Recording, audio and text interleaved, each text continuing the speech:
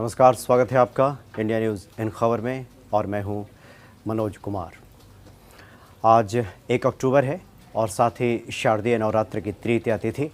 और ये 1 अक्टूबर इसलिए भी ज़्यादा महत्वपूर्ण है क्योंकि सरकार ने जो हाल ही में फ़ैसला लिया है वो आज से लागू होगा और ये फ़ैसले आपके जीवन से सीधे जुड़े हुए हैं। कुछ फ़ैसले आपको फौरी तौर पे राहत देने वाले हैं तो कुछ आपकी जेब पे बोझ बढ़ाने वाले हैं, जेब पे असर डालने वाले हैं।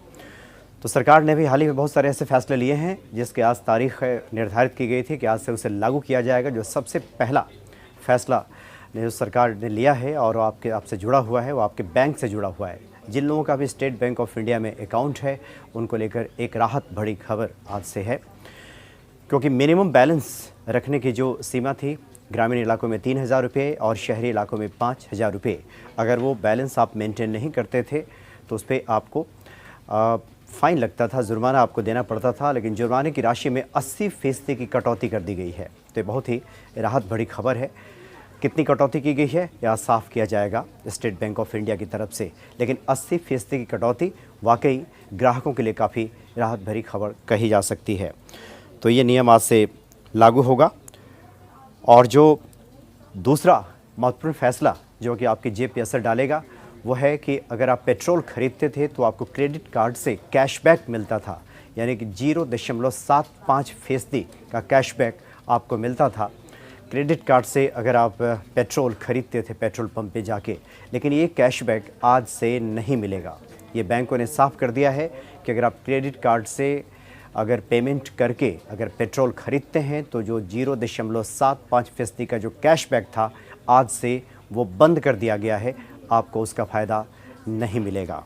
और तीसरा जो सबसे महत्वपूर्ण फैसला उसकी रूपरेखा आज सरकार तैयार कर रही है। प्लास्टिक पर बैन किया जा रहा है, यानी कि सिंगल यूज़ प्लास्टिक पर बैन करने की पूरी रूपरेखा तैयार कर दी गई है। हालांकि इसकी घोषणा कल की जाएगी। कल 2 अक्टूबर गांधी जयंती के मौके पर प्रधानमंत्री ये बड़ी घोषणा करेंगे।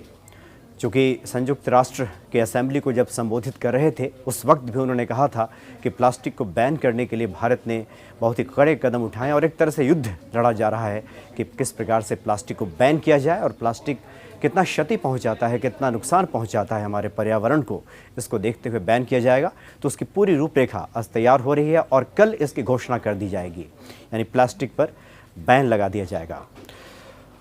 और उसके बाद जो एक महत्वपूर्ण फैसला है आपके ड्राइविंग लाइसेंस और जो आरसी है गाड़ी की उसको लेकर के फैसला सरकार ने किया है। उसमें भी काफ़ी कुछ बदलाव किया गया है और ये नियम भी आज से प्रभावी होगा।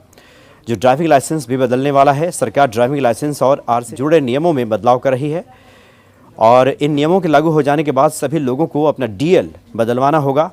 नए नियमों के अनुसार अब डीएल और आरसी का जो रजिस्ट्रेशन है एक ही प्रमाण पत्र जो है एक ही रंग का हो जाएगा। यही नहीं, ड्राइविंग लाइसेंस और आरसी में माइक्रोचिप के अलावा क्यूआर कोड भी अब लगा होगा। तो इस तरह का बदलाव किया गया है, यानी कि एक ही रंग का आरसी और आपका ड्राइविंग लाइसेंस एक ही कलर में आपको दिखाई देगा, उसमें माइक्रोचिप लगा होगा, क्यूआर कोड होगा।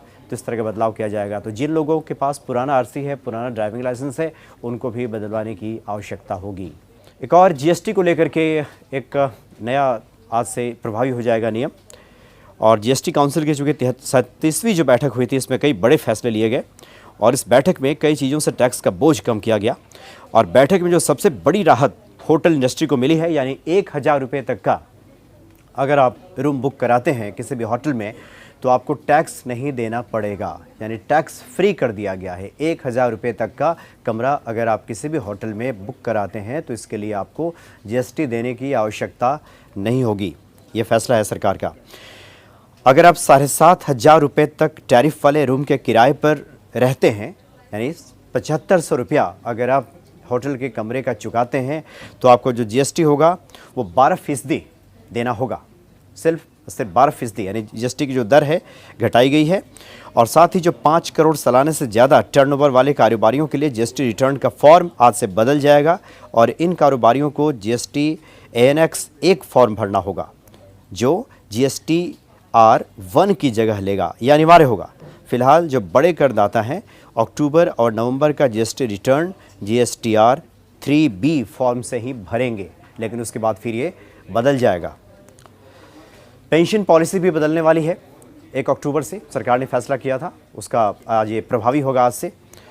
और चूंकि 1 अक्टूबर से कर्मचारियों के पेंशन पॉलिसी में बदलाव हो रहा है और जो नया नियम है उसके तहत यदि किसी कर्मचारी की नौकरी के 7 साल पूरे होने के बाद मृत्यु हो जाती है तो उसके आश्रितों को बढ़ी हुई पेंशन का फायदा मिलेगा।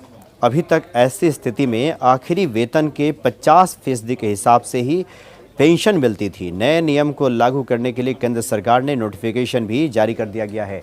यानी कि अगर कोई सरकारी कर्मचारी ने 7 साल अगर नौकरी की अवधि पूरी कर ली है, 7 साल उसने नौकरी कर लिया है और अगर उसकी मृत्यु हो जाती है तो उसके आश्रितों को बढ़े हुए पेंशन का लाभ मिलेगा। पहले 50% ही मिलता था, यानी जितना मिलता था पेंशन उसकी 50% ही उसके आश्रितों को मिलता था, लेकिन इस नियम में बदलाव कर दिया गया है और अब बढ़े हुए पेंशन का भी लाभ मिलेगा आश्रितों को। और कॉर्पोरेट टैक्स में भी सरकार ने कटौती की घोषणा की है, वो भी आज से लागू हो जाएगा।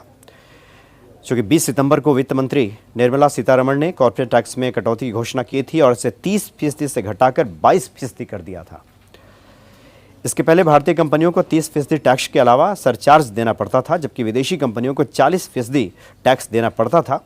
तो 1 अक्टूबर के बाद सेटअप किए गए मैन्युफैक्चरिंग कंपनियों के पास 15% टैक्स भरने का विकल्प होगा और इसके बाद इन कंपनियों पर सरचार्ज और टैक्स समेत कुल चार्ज 17.01% हो जाएगी। तो कॉर्पोरेट टैक्स में भी सरकार ने कटौती की घोषणा की है, जो आज से यह नियम लागू हो जाएगा, प्रभावी हो जाएगा। तो कुछ फैसले हैं सरकार के जो आपको राहत देने वाले हैं और कुछ फैसले हैं जो सीधे तौर पे आपके जेब पे बोझ बढ़ाएंगे। तो जो लोग भी जो मैंने डिटेल्स बताई उससे जुड़ा उनका मसला है उसको दुरुस्त करा लें। खास करके एक बार फिर से उसको संक्षेप में बता दें तो जिन लोगों का SBI में अकाउंट है उनके लिए राहत भरी खबर है। जिन लोगों का RC और ड्राइविंग लाइसेंस पुराना है उनको बदलवाने की आवश्यकता है। GST में भी कटौती की गई है। जो लोग 1000 रुपये तक का कमरा लेते हैं किराए पे उनको कोई टैक्स नहीं देना होगा। 7,500 रुपये का अगर रूम बुक कराते हैं किसी होटल में तो 12% GST देना होगा। और इस तरह से कंपनी टैक्स में भी काफ़ी रियायत दी है सरकार ने। तो ये मिला जुला असर आज कह सकते हैं। फिलहाल इतना ही, नमस्कार। इन खबर चैनल को सब्सक्राइब करें और बेल आइकन दबाना ना भूलें।